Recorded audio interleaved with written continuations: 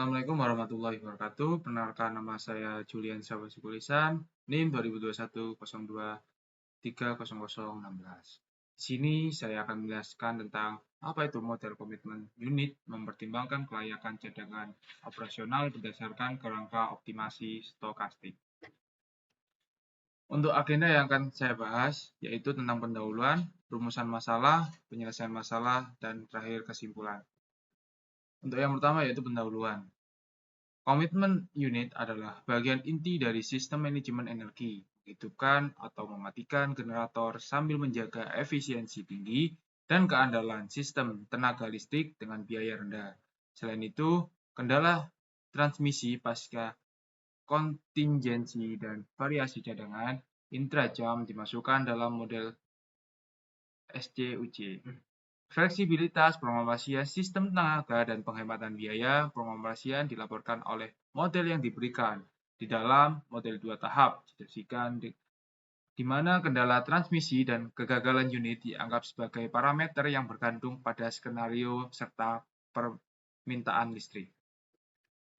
Untuk rumusan masalah, sini permasalahan UC untuk generator listrik telah muncul dengan berbagai metodologi opsi. Disajikan rumusan matematis untuk UC dengan pemrograman dinamis, di mana batasan seperti batasan kapasitas unit pembangkit dan ketersediaan unit diterapkan dalam formulasi.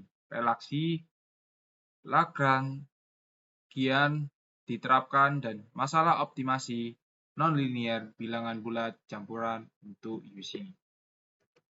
Untuk menyelesaikan masalah. Hal ini diwujudkan dengan jumlah sampel acak per jam yang terbatas dan metodologi untuk memperoleh sampel acak dijelaskan di bagian 2.4.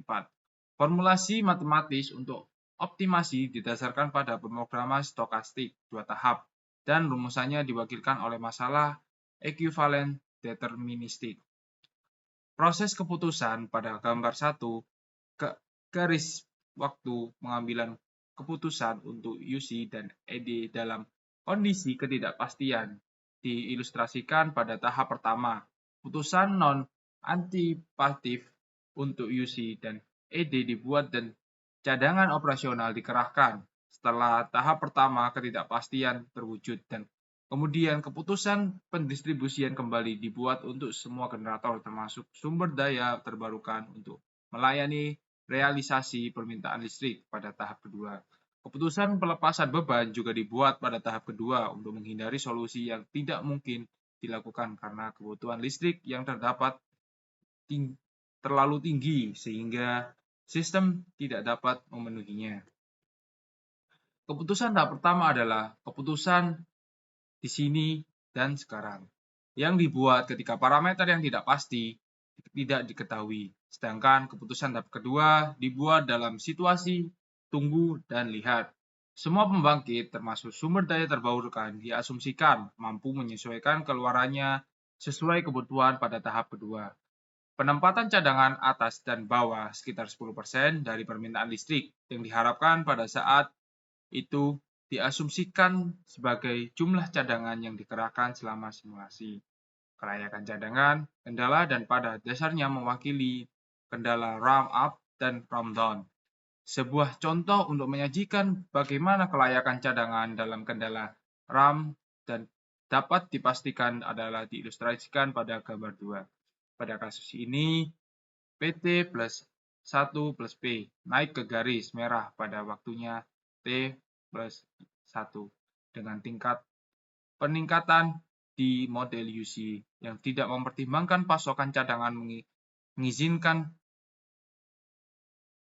PT plus I plus P T plus 1 plus RT plus 1 untuk naik ke batas atas ditunjukkan oleh garis hijau pada waktu plus 1, di mana perbedaan antara batas atas merah dan hijau menunjukkan jumlah yang tidak layak untuk dipasokkan ketika cadangan turun pada suatu waktu disediakan. Kendala mencegah situasi ketika cadangan ke atas atau ke bawah dikerahkan secara beruntutan dan suplai oleh satu generator pada satu waktu dan T plus 1. Kendala-kendala ini menjamin pasokan cadangan setidaknya untuk sementara waktu T dan T+1 ketika cadangan ke atas digerakkan secara berurutan oleh satu generator pada satu waktu T dan T+1. Cadangan ke atas maksimum yang tersedia pada suatu T+1 ketika batasan kelayakan cadangan diterapkan diilustrasikan pada gambar 3. Dengan mempertimbangkan pasokan aktual cadangan ke atas pada saat itu, T tersedia cadangan ke atas di T+1 dibatasi oleh batas kapasitas maksimum. Tanpa kendala kelayakan dan cadangan ke atas pada waktu itu, T+1 kelayakan dan beberapa di antaranya tidak dapat dipasok. Jika cadangan yang dikerahkan dipasok pada waktunya T, angka juga menunjukkan cadangan penurunan yang dibatasi pada suatu waktu T+1 oleh dan T dengan pengiriman oleh pada waktunya T ketika cadangan dikerahkan T tidak disediakan. Itu tersedia secara maksimal RT+1 diwakili oleh RT+1 dengan kelayakan. Sedangkan cadangan maksimum yang tersedia pada suatu waktu T+1 dengan mempertimbangkan persediaan cadangan lebih kecil dari itu. Variabel perubahan berdasarkan titik operasional pada interval sebelumnya dan laju RAM C di dalam ketika diputar pada jika titik operasional generator seharusnya berpindah ke titik operasional berikutnya pada suatu waktu T dari titik operasional aktual sebelumnya.